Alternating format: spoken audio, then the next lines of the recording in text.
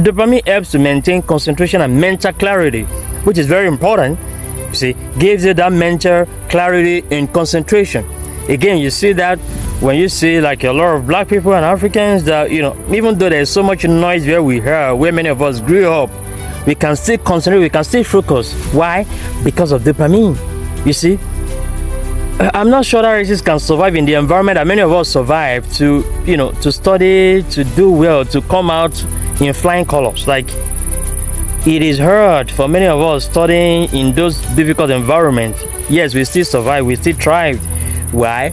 Because of high dopamine levels in our system. So it can give you that mental clarity very fast, and attention and focus. You see, that is dopamine. And it also, of course, help you to balance and control your activity levels, right? Very important. So what you see in people who are not like really African is what we call ADHD. You see, that is a attention deficit hyperactivity disorder, and you see that in lots of whites. Like, they have high level, like, based on statistics. Why do you have that? Because of the difference in the brain chemistry and all that, right? But you hardly see that, not so much in blacks counterparts, you see.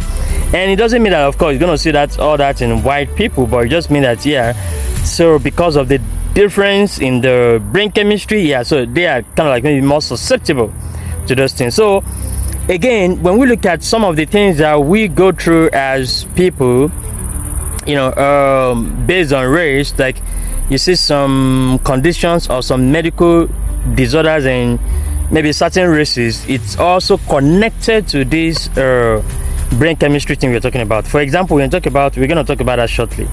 You see, Parkinson's disease, it's also something related to that. So now let's go to the next function of dopamine: motor functions.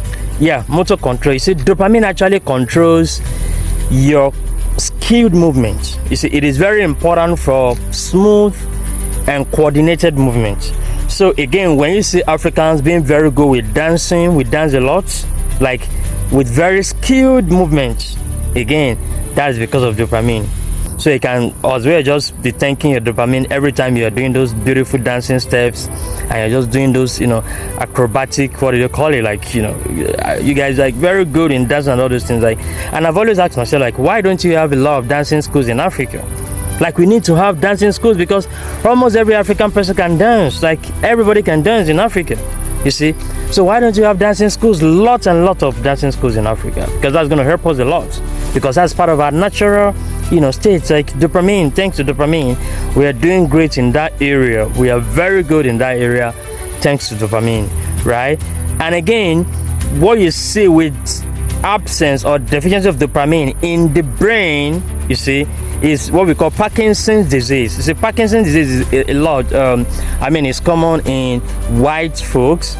Also because of this, because if there's not so much dopamine, so in the substantial Negro, that can actually make somebody to be susceptible to the symptoms of Parkinson's disease, in which case there's a problem with motor functions, there's rigidity, there's tremor, all kind of conditions that they do have, and those things can actually be prevented. They can be prevented for whoever is going to have them.